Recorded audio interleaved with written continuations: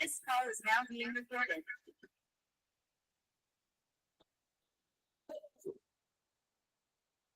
आज की गूगल बैठक में आप सभी विद्वान दर्शक श्रोताओं का हार्दिक अभिनंदन है। परम श्रद्धेय भंते करुणा श्री राहुल जी के मार्गदर्शन में आज मुझे भी बीआरसी में अपनी बात रखने का अवसर मिला है। सम्मानित सज्जनों, आधुनिक भारत में श्रद्धेय भंते जी के मार्गदर्शन में बीआरसी के माध्यम से व्यवस्था निर्माण के लिए जो बहुत अच्छा और सच्चा प्रयास किया जा रहा है, उसके लिए हम सभी कृतज्ञ हैं। और हम देख रहे हैं कि बहुत दिनों के बाद ऐसे विषय जो हमसे बहुत अछूते रहे, जिन्हें बहुत पहले हमें समझना था और समझ के लोगों को समझाना था, देश के हमारे समाज की बहुत बड़ी जरूरत थी। आज न केवल बाबा साहब अम्बेडकर बल्कि बुद्ध से लेकर के आधुनिक भारत में जो भी महापुरुष है और जो उत्सव है, उनको समझने का दौर नए तरीके से शुरू हुआ है। निसंदेह वो सभी जानकारियां आपसे पहले सभी के पास हैं। पुस्तकें भी लगभग अधिकांश लोगों ने पढ़ी हैं, लेकिन समझने का जो दृष्टिकोण अब बना है वो बिल्कुल भिन्न है। व्यक्तिगत रूप से मेरी राय ये है कि बाबा साहब अम्बेडकर के दौर से और आज तक एक ऐसा समय आया है जब लोगों ने महापुरुषों के बारे में बहुत सारी जानकारियां जुटाई हैं और लोगों को जानकारियां दी हैं। बहुत सारे शोध, बहुत सारा अध्ययन, बहुत सारे नए ग्रंथों का सृजन, ज्ञान के संवर्धन को लेकर के बहुत बड़ा काम हुआ है। निश्चित रूप से होना भी चाहिए था। तथ्य जुटाने का और जानकारी जुटाने का काम बड़े पैमाने पर रहा है, लेकिन महापुरुषों के व्यक्तित्व को समझने का अध्याय अभी खुला है। बड़े पैमाने पर जो समझ विकसित हुई है, एक नया अध्याय खुला है। जैसे आज का जो विषय है, बाबा साहब डॉक्टर अम्बेडकर के जीवन का अंतिम निर्णय और उसके प्रभाव, यह अध्याय यहां से आगे शुरू होता है। बाबा साहब अम्बेडकर के बारे में जानकारियां जुटाने के बाद जो अध्याय शुरू होता है वो ये है।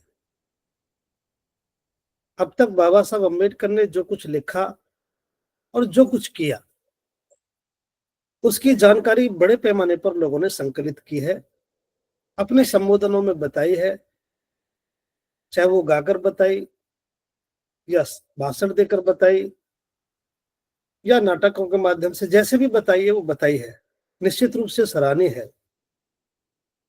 लेकिन ऐसा विषय कि बाबा साहब अम्बेडकर के अंतिम निर्णय का 69वां साल और उसका परिणाम, इसका मतलब है हम अपने कार्यों का मूल्यांकन कर रहे हैं। बाबा साहब अम्बेडकर के बाद हम अपनी उपलब्धियों पर चर्चा करेंगे। बाबा साहब अम्बेडकर के द्वारा दिए गए दायित्व के बाद हम अपने दायित्व बोध को स्वीकार करेंगे। अब तक जो किया है बताने के बाद हमारी क्या भूमिका है, इस पर विचार विमर्श होना चाहिए था। भले ही बहुत सारे लोग इस काम को कर रहे होंगे, हम किसी के काम को नकार नहीं सकते, वो कार्य सराहनीय है। लेकिन इस दृष्टि से बीआरसी ने महापुरुषों के जीवन के बारे में, उनके व्यक्तित्व को पढ़ने का जो कार्य शुरू किया है, वो बहुत अद्भुत है, बहुत सराहनीय है और बहुत प्रासंगिक है। तो हम विषय को एक बार पुनरावृत्ति करते हैं। बाबा साहब के जीवन का अंतिम निर्णय, उसके 69वां साल और उसका परिणाम। सामान्य सज्जनों, किसी भी व्यक्ति के जीवन के निर्णय को उसकी परिस्थितियां और उसका सामाजिक परिवेश बहुत प्रभावित करता है। हम कह सकते हैं कि दोनों ही स्थिति, परिस्थिति और वहां का परिवेश किसी के जीवन के निर्णय को निर्धारित करता है। चाहे ये आम व्यक्ति के जीवन की बात हो अथवा किसी के महापुरुष बनने की प्रक्रिया हो। हम भी अपने जीवन में जो निर्णय लेते हैं, हम अपने सामाजिक परिवेश और परिस्थितियों को ध्यान में रख के निर्णय लेते हैं। चाहे हम अपने जीवन को संवारने के लिए आर्थिक संसाधन जुटाने का निर्णय लें, अध्ययन करने का निर्णय लें, नौकरी करने का निर्णय लें, कारोबार करने का निर्णय लें, या जीवन में कोई महत्वपूर्ण कार्य करने का निर्णय लें, या उसके अनुरूप जीवन को बनाने का निर्णय लें, विशेष रूप से हमारी परिस्थिति और हमारा सामाजिक परिवेश इस बात को निर्धारित करता है। आप अपने जीवन के बारे में भी इस सिद्धांत को समझ सकते हैं। अब तक जो कुछ भी बना है, जिन्होंने भी अपने जीवन के बारे में निर्णय लिया है, उनके जीवन के निर्णय में उनके सामाजिक परिवेश और परिस्थितियां एक महत्वपूर्ण कारक के रूप में रही है। लेकिन बाबा साहब डॉक्टर अंबेडकर के विषय में ये परिस्थितियां बिल्कुल भिन्न है। उदाहरण के लिए बाबा साहब अंबेडकर के जीवन का जब हम अध्ययन करते हैं, इसमें कोई संदेह नहीं कि उस दौर में बाबा साहब अंबेडकर का जन्म एक संपन्न परिवार में हुआ, शिक्षित और संपन्न परिवार में हुआ। बहुत ज्यादा संपन्न नहीं कह सकते, लेकिन उस वक्त के हिसाब से चूंकि उनके पिताजी सरकार के कर्मचारी थे, सेना के सिपाही थे, तो दो चीजें तो विरासत में मिली। एक तो परिवार की स्थिति और शैक्षिक वातावरण।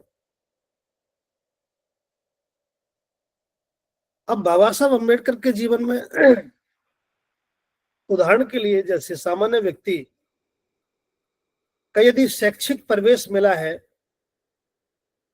तो वो जीवन में शैक्षिक उन्नति करना अनिवार्य समझता है। संपन्नता का परिवेश मिला है तो वो संपन्न होने के बारे में सोचता है।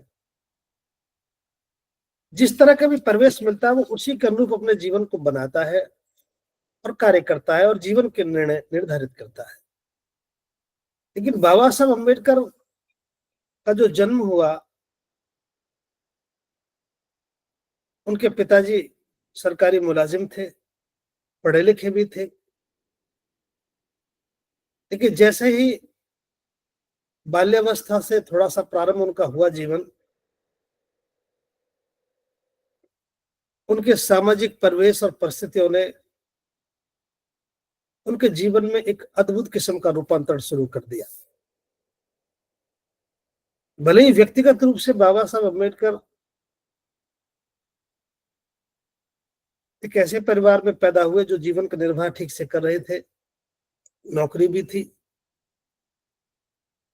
उन्हें जिस विषय में सोचना चाहिए था, जिस विषय में निर्णय लेना चाहिए था, जो कुछ बनने का निर्णय लेना चाहिए था, कुछ करने का जो निर्णय लेना चाहिए था, वो बिल्कुल भिन्न नजर आया। चूंकि उनकी व्यक्तिगत पारिवारिक स्थिति थी, लेकिन जैसे ही सामाजिक परिवेश में उनका प्रवेश हुआ, उसने उनके जीवन को बेहद प्रभावित किया। समाज की सामाजिक विषमता ने, जातिवाद ने, छुआछूत ने, भेदभाव ने, शोषण, अन्याय, अत्याचार ने, इन सभी घटकों ने, सभी कारकों ने बाबा साहब अंबेडकर के जीवन को बहुत गहरा और सघन रूप से प्रभावित किया। और ऐसा प्रभावित किया कि उनके जीवन का ध्येय ही बदल गया, उनके जीवन का मकसद ही बदल गया। जैसे जैसे उनकी आयु बढ़ी, जैसे जैसे समाज में उनका प्रवेश हुआ, बाल्यावस्था से या फिर शैक्षिक रूप से विद्यालय में प्रवेश होने से, इसी दौरान जो कुछ भी उनके साथ घटित हुआ, चाहे वो नाई के द्वारा बाल काटने के लिए बाल मना करना, या गाड़ी से उठाकर नीचे गिरा देना, गाड़ी से उतार देना, या फिर कक्षा में प्रवेश हुआ तो वहां कक्षा से बाहर बिठाना, पानी ना पिलाना। मैं ये बात इसलिए आपको बता रहा हूं कि कैसे किसी व्यक्ति के जीवन में कुछ निर्णय निर्धारित होते हैं। क्योंकि अभी तक जो हम पढ़ पा रहे हैं, हम महापुरुषों की विषय में तथ्यात्मक जानकारी जुटा रहे हैं, उनकी एकेडमिक जानकारी ले रहे हैं, उनके क्रियाकलापों पर अध्ययन कर रहे हैं, लेकिन एक व्यक्तित्व का निर्माण कैसे होता है, कैसे जीवन का ध्येय बनता है, कैसे जीवन और जीवन का ध्येय दोनों रूपांतरित हो जाते हैं, इसका बीज कैसे पड़ता है, ये हमसे छूट जाता है। निश्चित रूप से वो तमाम जानकारियां आवश्यक हैं, लेकिन व्यक्तित्व का निर्माण कैसे होता है, अगर हम ये समझ पाए तो फिर बाबा साहब अम्बेडकर ही नहीं, हम महापुरुषों को ठीक से समझने और समझाने में कामयाब होंगे। तो ये जो प्रारंभिक अवस्था है, बाल्यावस्था में ही जिन सामाजिक विषमताओं ने, जातिवाद ने, छुआछात ने, भेदभाव ने जैसे ही उनके जीवन में एक बहुत बड़ा रूपांतरण किया, और उस रूपांतरण का ही कारण था कि जो निर्णय सामान्य रूप से लेना था, उनके निर्णय में भी एक रूपांतरण हुआ। सामान्य व्यक्ति नौकरी करने का निर्णय लेता है, सामान्य व्यक्ति धन कमाने का निर्णय लेता है, सामान्य व्यक्ति घर और कारोबार बनाने बढ़ाने का निर्णय लेता है। ये उसकी अपनी परिस्थितियां हैं, उसकी जरूरत है, उसका परिवेश है। लेकिन बाबा साहब अम्बेडकर के साथ जैसी जैसी परिस्थितियां बनी, जैसी घटनाएं घटी, जैसा सामाजिक वातावरण का निर्माण हुआ, उसी तरह उनके मन का विकास हुआ। मन ने जैसा सोचा वैसे निर्णय लेते गए, और जो निर्णय लेना चाहिए था, साधारण निर्णय भी असाधारण निर्णय में परिवर्तित होने लगा। जैसे उनका व्यक्तिगत जीवन एक साधारण व्यक्ति से असाधारण व्यक्ति बनने की ओर बढ़ने लगा, वैसे ही उनका साधारण निर्णय भी असाधारण निर्णय की तरफ बढ़ने लगा। यह सामाजिक परिवेश और परिस्थितियों ने ऐसा कुछ किया। तो ऐसा नहीं है कि बाबा साहब अम्बेडकर ने कोई यकायक कोई बड़ा निर्णय ले लिया। मैं निर्णय तक पहुंचने से पहले इस निर्णय लेने की प्रक्रिया पर आपका ध्यान आकर्षित करना बेहतर समझ रहा हूं। बाबा साहब अम्बेडकर ने जो भी जीवन में निर्णय लिए हैं, वो अनायास ही नहीं लिए। उनके पीछे एक सिद्धांत है, उनके पीछे उस निर्णय की जरूरतें हैं। तो कुल मिलाकर बाबा साहब डॉक्टर अम्बेडकर ने बाल्यावस्था से ही जिन निर्णयों को लेना शुरू किया, उन निर्णय लेने में बाबा साहब अम्बेडकर की सामाजिक परिस्थितियां और सामाजिक परिवेश दोनों बड़े प्रभावी रहे। इसलिए आज हम कह सकते हैं कि बाबा साहब अम्बेडकर के साधारण जीवन को असाधारण बनाने में जिन परिस्थितियों का हाथ रहा, ठीक वैसे ही बाबा साहब का निर्णय भी सामान्य निर्णय से असाधारण निर्णय बन पाया। हम समझ सकते हैं कि बाबा साहब अम्बेडकर में बाल्यावस्था से ही जिस विचारधारा का प्रवेश हुआ या जो विचारधारा निर्मित हुई, वो बहुत असाधारण, और उनकी प्रतिभा असाधारण प्रतिभा में बदलती चली गई। आई ये कारण बचपन से ही है। जिस भौतिक परिवेश में बाबा साहब अम्बेडकर ने जन्म लिया, जो परिस्थितियां बाबा साहब के साथ रही, उन परिस्थितियों को समझने में जो बाबा साहब अम्बेडकर की एक समझ का जो हम मूल्यांकन कर पा रहे हैं, वो बहुत अद्भुत है। बाबा साहब की गंभीरता, बाबा साहब का चिंतन, बाबा साहब की समझ, ये प्रारंभिक अवस्था से ही बहुत अद्भुत है। इसलिए बाबा साहब के निर्णय अपने आप में बहुत असाधारण है। इसलिए जो भी निर्णय होता है, उसके लिए सामाजिक परिस्थितियों का बनना या उपलब्ध कराना बेहद जरूरी है। अब हम बाबा साहब के विषय में बात कर पाने की स्थिति में है, तो मैं इसलिए बात आपके सामने रख रहा हूं कि अभी तक बहुत सारी जानकारियां बाबा साहब के घटनाक्रम को लेकर देश में दी जा रही है, जिनमें बहुत भावनात्मक भी है। जैसे बाबा साहब अम्बेडकर के साथ जो दरिद्रता रही, बाबा साहब के साथ जो अभाव रहा, बाबा साहब अम्बेडकर के जो पारिवारिक जो त्याग रहा, बाबा साहब की संतानों का गुजर जाना, माता रमा का अनायास चला जाना, इनको प्रस्तुत करने का भी एक अलग ढंग है। तो मैं इसमें जो बहुत महत्वपूर्ण घटनाक्रम है, आज हम उसी के पर चर्चा करेंगे। धीरे धीरे फिर और पक्ष पर भी बीआरसी के माध्यम से चर्चा होगी। तो आज जो बहुत प्रासंगिक विषय है, जिसकी समय को बहुत जरूरत है, समाज को बहुत जरूरत है, यानी कह सकते हैं कि हमें अपना मूल्यांकन करने का जो अवसर मिला है, वो ये है कि बाबा साहब अम्बेडकर ने अपने जीवन में जो अंतिम निर्णय लिया, उसका 69वां वर्ष चल रहा है। 69 वर्ष के बाद उसके क्या परिणाम होने चाहिए थे और उस परिणाम के आने में हमारी क्या भूमिका होनी चाहिए थी, उस पर हमें बिल्कुल सुस्पष्ट तटस्थ रहकर चर्चा करें। हम अपना मूल्यांकन करें। एक साहस की बात है अपने क्रियाकलापों की, अपनी उपलब्धि की, अपने प्रयासों की समीक्षा करना। अभी तक हम दूसरों की समीक्षा कर रहे थे, और मुझे तो बताते हुए आश्चर्य हो रहा है कि अभी तक तो बहुत ऐसे भी विद्वान साथी हैं जो बाबा साहब अम्बेडकर की भी समीक्षा करने पर लगे हैं। लेकिन वक्त सही बात यह है कि बाबा साहब अम्बेडकर के बाद हमें अपनी समीक्षा करते तो बहुत ज्यादा फायदा रहता। चलिए, जब न सही तो अब सही। श्रद्धेय भंते करुणा सिंह जी ने ये हमारे अंदर साहस पैदा किया कि हम सब भी मिलकर के बाबा साहब अम्बेडकर के द्वारा दिए गए दायित्व को हम कहां तक सही कर पाए, या बाबा साहब के द्वारा दी गई जिम्मेदारी में हमारी क्या भूमिका रही, हम कितने ठीक साबित हो पाए और कितने ठीक साबित नहीं हो पाए, इसका मूल्यांकन करने के हम लोग साहस कर पा रहे हैं। ये बहुत अच्छी बात है। चलिए, तो आइए, आप समझ सकते हैं कि बाबा साहब अम्बेडकर का जो अंतिम निर्णय था, जिसमें बाबा साहब अम्बेडकर ने पूरी सूझबूझ के साथ अपने जीवन की पूरी साधना, अपने पूरे अध्ययन के बाद जो निर्णय लिया, अब उसमें कोई कोर कसर नहीं है कि हम उस कार्यक्रम उस निर्णय पर टीका टिप्पणी करें। वो बाबा साहब का निर्णय है, वो 100% सत्य है।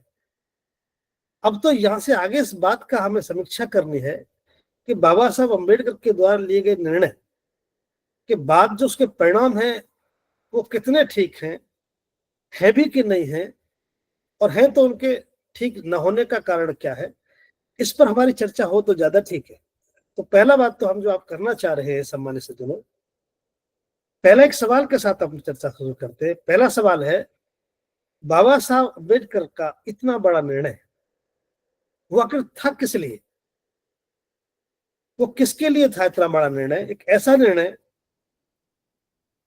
जिस निर्णय से हमारा कल्याण होना था, एक ऐसा निर्णय जिस निर्णय को लेने में बाबा साहब अम्बेडकर के लगभग 21 वर्ष लगे, उनका अथक प्रयास, अथक संघर्ष, जीवन का संपूर्ण उनकी कमाई, उसकी मेहनत। तो वो इतना बड़ा निर्णय बाबा साहब अम्बेडकर ने लिया। मैं 2-3 निर्णय आपके सामने रख रहा हूं। बाबा साहब की निर्णय लेने की क्षमता, उनकी प्रवृत्ति, उनके सोचने समझने का जो तरीका है, मैं जो 2-3 निर्णय हैं वो मैं आपके सामने रख रहा हूं, ताकि आप ठीक से बाबा साहब की सोच को ठीक से व्यवहारिक रूप में समझ सकें। जैसे बाबा साहब अम्बेडकर यूं तो प्रारंभ से ही एक अद्भुत प्रतिभा के धनी थे। बचपन में ही, जैसे मैं पहले भी इस बात को आपके सामने रख सका, जैसे क्लास में उनको पढ़ने के लिए जाना पड़ा पहले दिन, तो पानी नहीं मिला पूरे दिन, उनका चेहरा सुर्ख हो गया। प्यास लगी थी, धूप थी, पूरे दिन मटके की तरफ देखते रहे, लेकिन पानी की जब भी प्रयास किया पानी पीने के लिए मना कर दिया, बल्कि घड़े को छूने और देखने को भी मना कर दिया। लौट के घर आए, बस्ता रखा, माँ नहीं थी, बुआ के पास बस्ता रखा, बहुत तड़फ कर कहा कि जल्दी पानी पिलाओ। पानी पिया, बच्चे का चेहरा देखकर लाल और प्यासा तो बुआ भी भावुक हो गई। बालक भीम ने पूछा, बुआ मैं पूरे दिन प्यासा रहा हूं, मुझे पानी क्यों नहीं पीने दिया? बालक भीम की बात सुन करके बुआ बड़ी भावुक हुई, उनकी आंखों में आंसू आ गए, अपने दुपट्टे से आंसू पोंछने लगे। बालक भीम ने जब पूछा कि हमें पानी क्यों नहीं पीने दिया गया, तो बुआ ने कहा, बेटा घर से पानी पी के जाया करो और लौट के आ जाया आके पानी पी लिया करो। हमें पानी नहीं पीने दिया जाता, हमें पानी पीने का अधिकार नहीं है। 7 साल की अवस्था में बालक भीम की समझ का मैं आपको एक उदाहरण दे रहा हूं। उस बुआ का दुपट्टा लेकर अपने हाथ से आंसू पोंछते हुए बालक भीम ने कहा, माँ बुआ चुप हो जा, मैं पढ़ लिखने के बाद बड़ा होकर पहली लड़ाई पानी की लड़ूंगा। 7 साल का निर्णय, 7 वर्ष की अवस्था में लिया गया निर्णय। आप समझ सकते हैं कि एक व्यवस्था के खिलाफ कितना बड़ा आक्रोश उनके जहन में रहा होगा। बाबा साहब का बालक भीम के रूप में ये पहला निर्णय कि बुआ चुप हो जा, दुपट्टे से आंसू पोंछते हुए कहा कि चुप हो जा, बड़ा होकर पहली लड़ाई पानी की लड़ूंगा। आप समझ सकते हैं, ये मैं प्रारंभिक एक छोटा सा निर्णय मैंने आपके सामने रखा है। ये व्यवस्था के खिलाफ जो मुखर होना है, ये उनके जीवन से ही है। परिस्थितियों के साथ फिर आगे पढ़ते रहे और फिर पढ़ने के बाद भारत लौटे। भारत लौट करके सयाजीराव गायकवाड़ के यहाँ जो ये भंते जी की पुस्तक आप पढ़ेंगे, वो 11 दिन का मैं जिक्र बता रहा हूं ताकि बाबा साहब के निर्णयों से आप परिचित हो जाए। विदेश पढ़ने के बाद बाबा साहब अम्बेडकर आए, अपने अनुबंध के मुताबिक सयाजीराव गायकवाड़ के यहाँ नौकरी करने गए। तो नौकरी करना तो दूर की बात है, उन्हें रहने के लिए कमरा नहीं मिला। 10 दिन तक सर ढकने की जगह देखते रहे। भले उनके कार्यालय में प्रवेश करने पर टाट पट्टी समेट ली, गौमूत्र से छिड़काव किया, फाइलें नहीं रखने दी, छूने नहीं दी, पीने के लिए पानी दूर से दिया गया, ठहरने की जगह नहीं मिली, एक जगह झूठ बोलकर भी पारसी धर्मशाला में रहने का प्रयास किया। उन लोगों को पता लगा तो बाबा साहब को लाठियों से मारने के लिए वो लोग आए। 10 दिन तक बाबा साहब सर ढाकने के लिए जगह नहीं ढूंढ पाए। एक सयाजीराव गायकवाड़ के कचहरी में इतनी बड़ी नौकरी पाने के बाद और फिर अल्टीमेट 11वें दिन अपने जीवन को जैसे तैसे बचाकर मौत के मुंह में से बाबा साहब ने लिखा है कि वो जब लाठियां लेकर वो लोग नीचे खड़े थे, मुझे लगा कि लोग मार डालेंगे। एक बहुत भयावह चित्रण बाबा साहब भंते जी ने किया है। बाबा साहब 11 दिन तक रोज जिए, रोज मरे, बड़े दुखद तरीके की घटना है। आखिरकार 11वें दिन बाबा साहब अपने प्राण बचा करके सयाजीराव गायकवाड़ को इस्तीफा सौंप करके नौकरी से इस्तीफा देने के बाद रेलवे स्टेशन पर वापसी के लिए आ बैठे। तब बाबा साहब अम्बेडकर की मैं दूसरी घटना बता रहा हूं। ट्रेन आने में जो विलंब था उसे गुजारने के लिए एक वृक्ष के नीचे, सयाजीराव के वृक्ष के बाग में वृक्ष के नीचे बैठे। वहां भी बाबा साहब अम्बेडकर ने जब एक निर्णय लिया, मैं जो समाज पशुता जैसा जीवन जी रहा है, पशुओं के समतुल्य जिंदगी से समाज को बाहर निकालने के लिए, धार्मिक दास्ता से बाहर निकालने के लिए मैं अपना संपूर्ण जीवन इनके कल्याण के लिए लगा दूंगा। वहां भी बाबा साहब का निर्णय, उधर जैसे पानी के लिए निर्णय लिया कि मैं बड़ा होकर पानी की लड़ाई लड़ूंगा, तो बाबा साहब को अपने पानी की लड़ाई की बात नहीं, ऐसे ही जब 11वें दिन जब बाबा साहब अम्बेडकर संकल्पित हुए, शाम को उस वृक्ष के नीचे बैठ करके, जो संकल्प भूमि आज जानी जाती है, तो पशुता से बाबा साहब ने कहा, जो पशुवत मेरा जीवन, जो मेरा समाज है, जो पशु जैसी जिंदगी जी रहा है, जो मेरे भाई बांधव इस धार्मिक दास्ता में जकड़े हैं, जिनका जीवन पशुता से भी बुरा है, मैं उनकी धार्मिक मुक्ति के लिए, इस पशु जैसी जिंदगी से मुक्ति के लिए संपूर्ण जीवन लगा दूंगा। ये बाबा साहब अम्बेडकर के जीवन का निर्णय अपनी नौकरी के लिए नहीं, अपने कल्याण के लिए नहीं, अपने जीवन को बचाने के लिए नहीं, संपूर्ण समाज को पशुता से बाहर निकालने के लिए, धार्मिक दास्ता से मुक्ति के लिए। क्योंकि बाबा साहब अम्बेडकर ने इस बात से ज्यादा झंझोर दिया कि मेरे जैसा व्यक्ति जो विदेश पढ़कर आया है, जो योग्यतम है, जो सक्षम है, राजा की किसी भी नौकरी को करने के लिए सक्षम है, मेरे साथ जब इस तरह का व्यवहार होता है, तो ये तो बिल्कुल जिनके साथ पशुता जैसी जिंदगी है, पशुवत जैसी जिंदगी है, इनके साथ क्या होता होगा। इस विचार ने अंतर्मन को इतना झकझोरा कि बाबा साहब डॉक्टर अम्बेडकर संकल्पित हुए और पूरे जीवन को इसके लिए लगाने का संकल्प ले लिया। ये बाबा साहब का निर्णय, दूसरा निर्णय मैं आपको बता रहा हूं। बाबा साहब के निर्णय लेने की क्षमता, बाबा साहब के निर्णय का मकसद, जो पहला निर्णय लिया, ये स्वरूप वही है। समय परिस्थिति बदल रही है, उम्र भी बढ़ रही है, शिक्षा भी बढ़ रही है, हालात भी बदल रहे हैं, लेकिन निर्णय का बीज ये वही है। ये मैं दूसरा निर्णय आपके सामने रखा। काश बाबा साहब अम्बेडकर ये निर्णय न लेते। आप कल्पना करिए।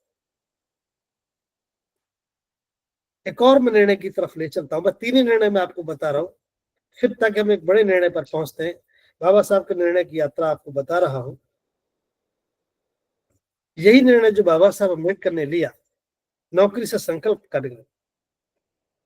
उस वक्त बाबा साहब अम्बेडकर जो तमाम तरह के अभाव से जूझ रहे थे, धन का अभाव तो सबसे बड़ा अभाव था। उनकी जीवन संगनी माता रमा, उनका परिवार, सब कुछ धन के अभाव से जूझ रहा था। उस वक्त एक अच्छे किस्म की नौकरी से इस्तीफा दे देना, ये बाबा साहब का नौकरी से इस्तीफा देने का निर्णय,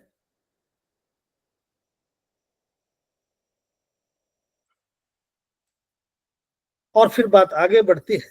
एक और निर्णय मैं आपको सुना रहा हूं।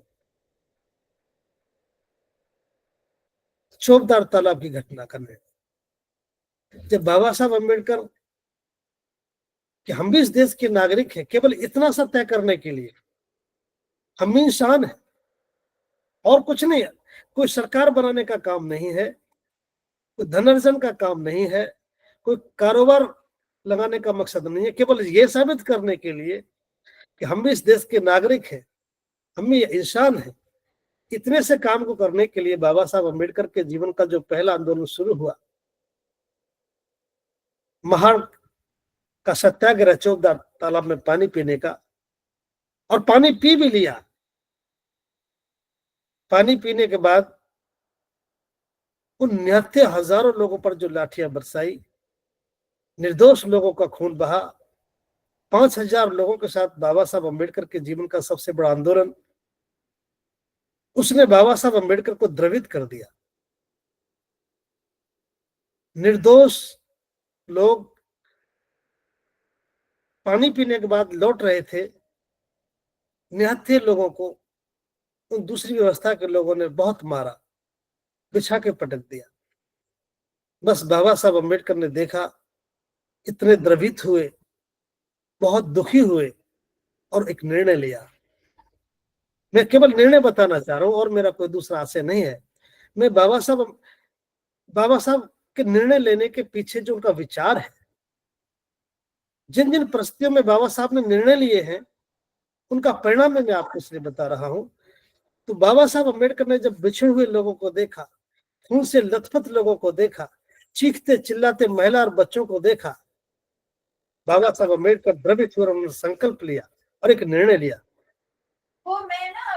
कि जिस व्यवस्था ने, बाबा साहब अम्बेडकर ने सोचा बाबा साहब ने तय किया कि जिन लोगों ने लाठियां बरसाई हैं, ये जो लोग लथपथ हुए हैं, इनका जो खून बहा है, ये भले ही हमने व्यक्तियों को मारते हुए देखा है, लेकिन ये व्यक्ति नहीं थे बल्कि एक व्यवस्था थी। और मैं उस व्यवस्था के बीज को, उसके स्रोत को समूल नष्ट करने का संकल्प लेता। और वो थी मनुस्मृति, एक विधान जिसकी नफरत ने, जिसके जहर ने, जिसके विचार ने उन लोगों पर लाठियां बरसाई। उसके पीछे एक विधान का विचार था, एक व्यवस्था थी। और वो निर्णय उस वक्त लिया जब बाबा साहब अम्बेडकर एक निरीह समाज का आंदोलन कर रहे थे, उनका नेतृत्व कर रहे थे। बाबा साहब अम्बेडकर के पास कोई बहुत बड़ी ताकत नहीं, बाबा साहब अम्बेडकर के पास कोई राजनीतिक संरक्षण नहीं, बाबा साहब अम्बेडकर के पास कोई धन की शक्ति नहीं, लेकिन नैतिक बल था, अन्याय के खिलाफ लड़ने की ताकत थी, एक मनोबल था। और बाबा साहब ने निर्णय लिया, व्यक्तियों के खिलाफ नहीं, व्यवस्था के खिलाफ निर्णय लिया कि मैं इसके समूल को नष्ट कर दूं। और उसका मूल था उनका धर्म ग्रंथ, जो ऐसा करने के लिए कहता था, ऐसा करने के लिए अनुमति देता था। और यह परिणाम हुआ कि यह घटना 20 मार्च 1927 की थी। और दिसंबर 25 को बाबा साहब अम्बेडकर ने सरेआम घोषणा करके सार्वजनिक रूप से प्रतीकात्मक तरीके से इस पुस्तक के मनुस्मृति के पन्ने फाड़े और अग्नि के सुपुर्द किए और उसको जला डाला। ये बहुत बड़ा आक्रोश था,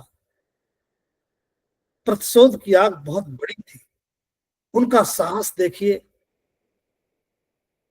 किसी धर्म की प्रमुख पुस्तक को, जो उनका विधान था, उसको सरेआम सार्वजनिक रूप से घोषणा करके तारीख और समय निर्धारित करके जला डालना, ये भारत के इतिहास में प्रतिशोध का इससे बेहतरीन उदाहरण आपको कोई मिलेगा नहीं। डॉक्टर बाबा साहब अम्बेडकर का निर्णय, वो पानी के लिए संघर्ष का निर्णय, तो चौबदार तालाब पर उधर पशुता से धार्मिक दासता से बाहर निकलने का निर्णय, नौकरी से इस्तीफे का निर्णय, और इस वक्त उस धार्मिक व्यवस्था के ग्रंथ को जला डालने का निर्णय, कितना अदम्य साहस का उदाहरण है। कितना बाबा साहब अम्बेडकर को पीड़ा रही होगी। ये बात यही नहीं रुकी। बाबा साहब के निर्णय लेने के बारे में जो मैं आपके पास कोशिश जो कर रहा हूं, हमारा प्रयास है कि जिन्हें नेतृत्व करने का अवसर मिलता है, जिन्हें हम अपना आदर्श मानते हैं, जिन्हें हम अपना मार्गदर्शक मानते हैं, उन्हें समझना होगा। यदि हम दिशा देने के लिए आगे बढ़ रहे हैं, हम समाज का नेतृत्व करना चाहते हैं, या समाज हमसे उम्मीद करता है, तो हम रास्ते कहां तलाशेंगे? हमें तो महापुरुषों में रास्ते तलाशने हैं, महापुरुषों को समझना पड़ेगा। तो बाबा साहब डॉक्टर अम्बेडकर ने उन स्थितियों में क्या निर्णय लिए, इसलिए हमें अब ज्यादा दिमाग नहीं लगाना। समझने की कोशिश ये करनी है कि जो बाबा साहब अम्बेडकर ने जब जब जिस तरह निर्णय लिए, जैसे जैसे समाज का मार्गदर्शन किया, हमें अक्षर से उसका अनुपालन करना है। उसके बाद में और एक घटना आपको बता रहा हूं। ये केवल मामूली निर्णय नहीं है, अपने वक्त के बहुत बड़े निर्णय हैं जो आज भी प्रासंगिक हैं। हम तो आज भी छोटी सी घटना पर विचलित हो जाते हैं, अपना खुद का एक्सरसाइज करना शुरू कर देते हैं। लेकिन मैं पूरे भरोसे के साथ कह रहा हूं, आज भी हमारी सभी समस्याओं का निदान महापुरुषों के द्वारा दिए गए मार्ग में है।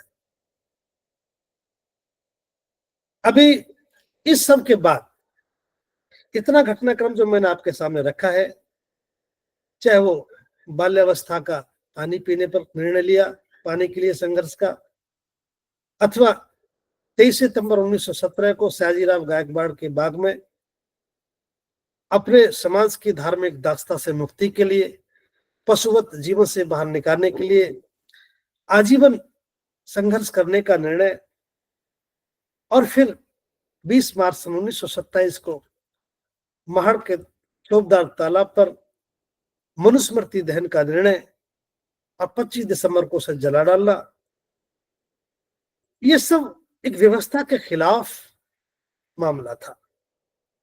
और फिर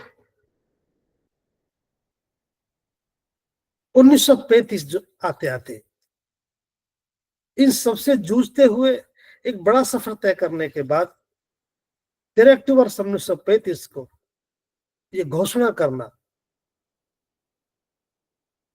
धर्मांतरण की घोषणा करना, हिंदू धर्म के प्रति असंतोष जाहिर कर देना कि ये मेरे बस की बात नहीं, मैं हिंदू धर्म में पैदा हुआ लेकिन मैं हिंदू रहकर मरूंगा नहीं, ये स्पष्ट घोषणा थी। हिंदू धर्म में न रहने की घोषणा थी, अभी जाना कहा ये नहीं था। घोषणा का निर्णय बाबा साहब अम्बेडकर ने कैसे लिया? अभी धर्म की घोषणा नहीं की कि मैं कौन से धर्म में जाऊंगा, ये 35 की बात मैं आपको बता रहा हूं। 13 अक्टूबर 35 को जब बाबा साहब ने ये घोषणा की कि मैं हिंदू धर्म में पैदा हुआ, ये मेरे बस की बात नहीं, लेकिन ये निर्णय करना कि मैं हिंदू नहीं रहूंगा, ये निर्णय हुआ था हिंदू ना रहने का। लेकिन बनेंगे क्या, जाएंगे कहां? 21 वर्ष, ये बात मैं प्रारंभ से इसलिए रख रहा हूं आपके सामने। बाबा साहब में निर्णय लेने की क्षमता, बाबा साहब में निर्णय लेने का विचार, ये सब हमें उनके व्यक्तित्व को समझना होगा। अब जो घोषणा की है बाबा साहब ने हिंदू न रहने की और बुद्ध धर्म में जाने तक का जो सफर है, ये 21 वर्ष का है, कोई मामूली बात नहीं है। तो मैं एक छोटा सा वर्णन, आपको एक छोटा सा सफर बता रहा हूं। 35 से 56 का मामूली सी 2-3 घटना है इसके बीच में, कि बाबा साहब का चिंतन किस किस्म का था। वो अनायासी किसी बात को नहीं कहते थे, बिना सोचे समझे भी नहीं कहते थे, बिना अध्ययन के भी नहीं कहते थे। वो दूरदृष्टा थे, बहुत दूर की सोचते थे और किसी बात को बहुत गंभीरता से ही कहते थे। किसी निर्णय को ऐसे ही नहीं ले लिया। जिस निर्णय को पारित करने में, उस निर्णय तक, अंतिम मुकाम तक पहुंचने में जिस महापुरुष को 21 वर्ष लगे हों, आप उनके गंभीर निर्णय, इस गंभीरता को समझ सकते हैं।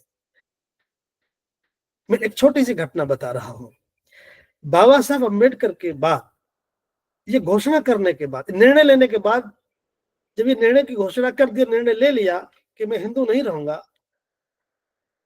कई घटनाएं घटती हैं। जैसे ही बाबा साहब ने घोषणा की तो प्रलोभन शुरू होता है। बाबा साहब के जीवन में प्रलोभन दिया, या ये कहिए कि कीमत चुकाने की बात आई। जैसे पहले इस्लाम के लोगों, इस्लाम मानने वालों ने, मुस्लिम समाज के अगुवा करने वाले लोगों ने बाबा साहब अम्बेडकर को तमाम तरह के प्रलोभन कहिए या ऑफर कहिए, ये कहा कि डॉक्टर अम्बेडकर आप मुस्लिम बन जाए। जैसे निजाम हैदराबादी का उदाहरण बड़ा प्रचलित है। उस वक्त उन्होंने 5 करोड़ रुपए के लिए कहा, रियासत देने के लिए कहा। आप समझ सकते हैं, हमारा मार्गदर्शक, हमारा मसीहा उस वक्त हर तरह के अभाव से जूझ रहे थे, जिनमें धन का अभाव तो बहुत बड़ा था। उनकी पढ़ाई भी प्रभावित हो रही थी। उस वक्त बाबा साहब अम्बेडकर को 5 करोड़ रुपए और तमाम रियासत देने की बात कही। आप समझ सकते हैं, हमारे मार्गदर्शक बाबा साहब डॉक्टर अम्बेडकर हमारा कल्याण देख रहे थे। वो हमारा कल्याण तलाश रहे थे, दौलत नहीं। यहां तो छोटा सा प्रलोभन अगर आज कोई दे दे तो हम तो मैं देख रहा हूं कि बड़ा प्रचलन में, इसलिए बाबा साहब का निर्णय लेने की क्षमता, उनका साहस, उनकी गंभीरता आप देखिए।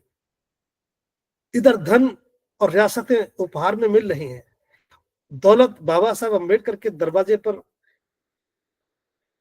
दरवाजा खटखटा रही है, तमाम जागीरें, तमाम दौलत बाबा साहब अम्बेडकर का दरवाजा खटखटा रही हैं और बाबा साहब अम्बेडकर हमारा कल्याण देख रहे हैं।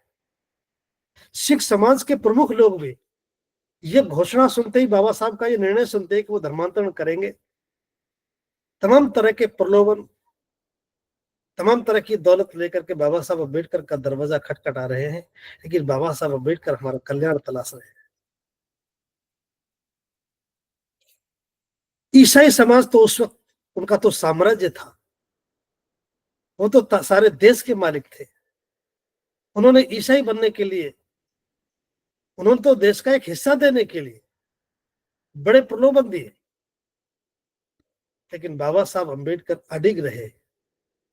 दुनिया की कोई ताकत, दुनिया की कोई दौलत बाबा साहब डॉक्टर अम्बेडकर के मकसद को बदल नहीं पाई। और इसके बाद जब बाबा साहब अम्बेडकर के मन में निर्णय हुआ, इतना बड़ा अध्ययन करने के बाद, सारे मजहबों को पढ़ने के बाद, उनकी मेरिट और डिमेरिट्स को अध्ययन कर लेने के बाद, जब उनके मन में बुद्ध धर्म का भाव आया, विचार आया, जिसका अस्तित्व भी नहीं था,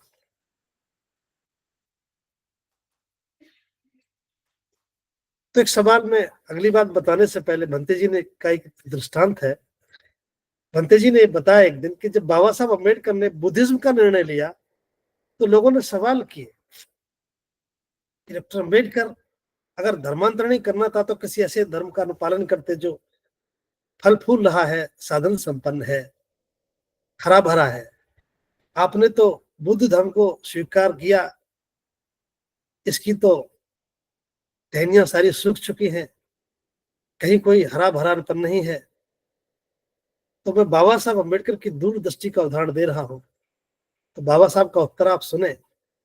बाबा साहब डॉक्टर अम्बेडकर ने कहा, हाँ मैं जानता हूं, इसकी टहनियां सूख चुकी है, इसमें ऊपर कहीं हरियाली दिखाई नहीं देती, लेकिन मैं जानता हूं इसकी जड़ें गहरी हैं और हरी हैं। जब अनुकूल स्थिति होगी तो ये जड़ें हरी होंगी और यही जड़ें एक बहुत बड़े वट वृक्ष का निर्माण करेंगी, जिसकी शीतल छाया में मेरा समाज अपना सम्मान के साथ जीवन बसर करेगा। तो बाबा साहब अम्बेडकर को जड़ें दिखाई दे रही थी। उनकी जो सम्यक दृष्टि है, दूरदृष्टि है, उसका परिचय आप समझ सकते हैं। उनके निर्णय लेने का, उनके जो गंभीर चिंतन है, वो यहां से समझा जा सकता है। तो मैं ये बात बता रहा हूं कि उस वक्त बाबा साहब अम्बेडकर के सामने ये तो प्रलोभन आए, चाहे इस्लाम की तरफ से आए, ईसाइयत की तरफ से आए, सिख समाज की तरफ से आए, उसको बाबा साहब अम्बेडकर ने मना कर दिया। इधर बाबा साहब अम्बेडकर के सामने जो दिक्कतें थी, पहली बाधा तो धन की थी। बाबा साहब अम्बेडकर जिस बुद्ध धर्म को स्वीकार कर रहे थे, उनके लिए उनको इसके एक स्वरूप भी देना था, एक धर्मग्रंथ का भी निर्माण करना था। दूसरी बाधा समाज की नासमझी भी थी, समाज की अज्ञानता, अनभिज्ञता। और तीसरी जो बहुत बड़ी दिक्कत थी, बाबा साहब अम्बेडकर का स्वास्थ्य भी साथ में दे रहा था। इस सब के बाद बाबा साहब डॉक्टर अम्बेडकर ने न केवल बुद्ध धर्म को स्वीकार करने का निर्णय लिया, बल्कि उसका धर्म ग्रंथ भी तैयार करने का काम किया। और फिर इस सब के बाद घोषणा करने के बाद 1933 से 56 तक ये प्रलोभन भी रहे, ये दिक्कतें भी रही जो मैंने आपके सामने रखी, चाहे वो धन की समस्या थी, चाहे अज्ञानी समाज की समस्या थी, या स्वास्थ्य की समस्या थी। इन सब का एक लंबा सफर तय करने के बाद, एक गहन अध्ययन करने के बाद, वो निर्णय बाबा साहब अम्बेडकर ने किया और 14 अक्टूबर सन 1956 को तारीख तय हो गई। और एक ऐसा निर्णय जो बाबा साहब अम्बेडकर ने सन 35 में लिया, उसे मूर्त रूप देने का काम, उसकी तारीख तय हुई और 56 में बाबा साहब डॉक्टर अम्बेडकर ने वो निर्णय पूर्ण किया। एक ऐसा निर्णय जिसने संपूर्ण विश्व को ध्यानाकर्षित किया, और वो दुनिया का सबसे बड़ा धर्मांतरण है जिसे पूरी दुनिया ने खुली आंखों से देखा। 14 लाख लोग बताते हैं, सही आंकड़े नहीं है, फिर भी संख्या इससे कम नहीं थी। और वहां बस ये बताते हुए कि जब ये घोषणा हो गई 14 अक्टूबर सन 56 को, तो मैं आज बता रहा हूं आपको ये अंतिम बात। उसमें बहुत सारी बातें बाबा साहब ने कही, पर एक बात जो आज के लिए प्रासंगिक है, संपूर्ण भारत के लिए प्रासंगिक है, मैं आज बीआरसी के माध्यम से ये बात रखते हुए अपने आप को अच्छा महसूस कर रहा हूं। ये सवाल आज खड़ा करना है पूरे भारतवर्ष से। बहुत जानकारियां दे दी बाबा साहब अम्बेडकर के बारे में, बहुत पढ़ा दिया और बहुत पढ़ लिया। अब एक अध्याय खुलना चाहिए, एक सवाल खड़ा करने का अध्याय खुलना चाहिए। बाबा साहब अम्बेडकर ने उस वक्त कहा दीक्षा लेने के बाद कि यदि मैं 2 वर्ष जिंदा और रहा, सिर्फ 2 वर्ष, तो मैं वो सब कुछ करूंगा जो होना चाहिए। बौद्ध में भारत के निर्माण की परिकल्पना को पूरा करने के लिए बाबा साहब अम्बेडकर ने केवल 2 वर्ष मांगे, लेकिन समय ने साथ नहीं दिया। बाबा साहब डॉक्टर अम्बेडकर हमारे बीच में नहीं रहे, केवल 56 दिन जिंदा, 52 दिन जिंदा रहे। अब मैं एक सवाल आपके सामने रख रहा हूं, ये बात आपको पूरे देश के बुद्धिजीवियों के सामने खड़ी करनी है। 2 वर्ष बनाम 69 वर्ष। बाबा साहब अम्बेडकर 2 वर्ष चाह रहे थे, केवल 2 वर्ष तब चाह रहे थे जब उनके पास न धन था, न संसाधन थे। हर तरह के अभाव में रहने के बाद बाबा साहब अम्बेडकर केवल 2 वर्ष मांग रहे थे प्रकृति से, हमारे कल्याण के लिए। और सामान्य सज्जनों, बाबा साहब के अंतिम निर्णय की बात मैं कर रहा हूं आपके सामने। ये मादा आज बीआरसी ने किया है, ये साहस आज दमों में कर रही है। ये साहस सवाल खड़ा करने का श्रद्धेय भंते करुणाशील जी ने ये साहस किया है पूरे देश के सामने कि बाबा साहब अम्बेडकर के 2 वर्ष बनाम 69 वर्ष, ये सवाल खड़ा करो। तमाम तरह के अभाव में खड़ा होकर हमारा मार्गदर्शक बाबा साहब अम्बेडकर केवल 2 वर्ष मांग रहे थे, और आज सांसद, विधायक, मुख्यमंत्री, मंत्री, जज, कलेक्टर, डीएम, चपरासी, इन सब के होने के बाद एक तरफ 69 वर्ष है, 69वां साल, और एक तरफ 2 वर्ष। क्या परिणाम होने चाहिए थे, मैं आपके सामने बता रहा हूं। एक ऐसा परिणाम आना चाहिए था 69 वर्ष के बाद। आज 69 वर्ष के बाद एक समाज बन जाना चाहिए था। ये बाबा साहब की इच्छा है, बौद्ध समाज बनाने की। हमारी अपनी कोई इच्छा नहीं है। 69 वर्ष में 69 साल तो बहुत बड़ा हो गया। बाबा साहब जो चाहते थे सन 56 के बाद, मैं तो 56 के बाद की बात बता रहा हूं। बाबा साहब के बाद जो होना था, बाबा साहब के दीक्षा का जो परिणाम होना चाहिए था, उसका पहला ही परिणाम होना चाहिए था बौद्ध समाज का बन जाना। और कैसा समाज, जिसकी अपनी एक पहचान हो। एक ऐसा परिणाम, एक ऐसा समाज जिसकी अपनी एक पहचान हो। पहचान से तात्पर्य जिसके अपने पर्व हो, जिसकी अपनी परंपरा हो, जिसके अपने संस्कार हो, जिसके अपने नाम और पहनावे हो, जिसके नाम से बस्तियां भी बस जाती। सेपरेट सेटलमेंट, बौद्ध समाज की बस्तियां, जैसे आज कहते हैं ये तो ब्राह्मणों के मकान हैं, ये तो सिख समाज के मकान हैं, ये तो मुस्लिमों के समाज की बस्तियां हैं। लोग कहकर बताते ये तो बौद्धों की बस्तियां वहां हैं। ये था सन 56 की दीक्षा का परिणाम। बाबा साहब अम्बेडकर के अंतिम निर्णय का परिणाम, ये पहला परिणाम था, जिसको 69वां साल चल रहा है। हम परिणाम शून्य है। उसका दूसरा परिणाम होना चाहिए था, ये परिणाम तो एक ही है, मैं तो बता रहा हूं आपको, जाति मिट जाने चाहिए थी। जब बाबा साहब अम्बेडकर जाति मिटा रहे हैं तो यकीन मानिए जाति से मुक्ति का काम पूर्ण हो जाना चाहिए था, और जाति से मुक्ति का कार्य हो जाता तो जाति का उत्पीड़न हमेशा के लिए बंद हो जाता। जाति बनी रही तो जाति के उत्पीड़न और जाति के लिए जो काम थे वो बदस्तूर जारी रहे। जाति रहेगी तो जाति का अस्तित्व रहेगा, और जाति का अस्तित्व रहेगा तो जाति के लिए जो उत्पीड़न, शोषण, अन्याय, अत्याचार, भेदभाव है वो रहेगा।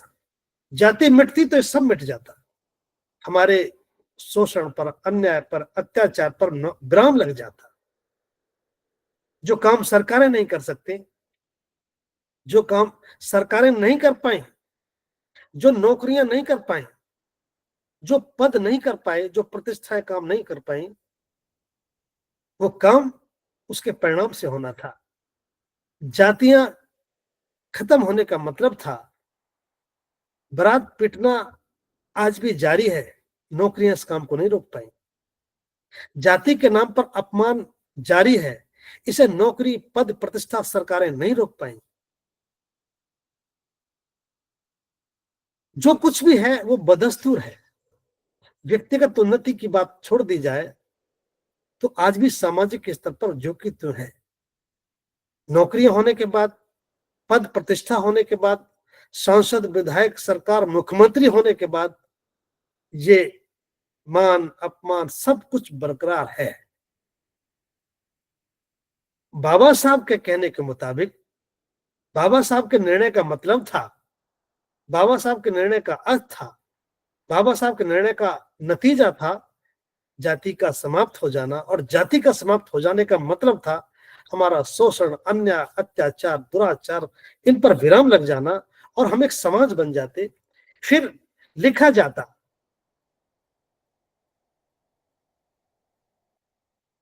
एक समाज लिखा जाता, जाति नहीं लिखी जाती।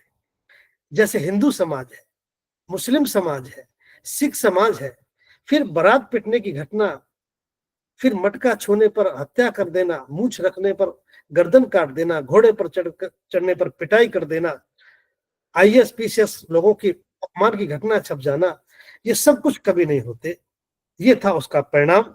सामान्य सज्जनों, मुझे बताते हुए कोई संकोच नहीं, जिनको बाबा साहब अम्बेडकर के बाद जो बाबा साहब ने निर्णय लिया और उस निर्णय का जो दायित्व जिनको दिया, वो लोग मुकर गए।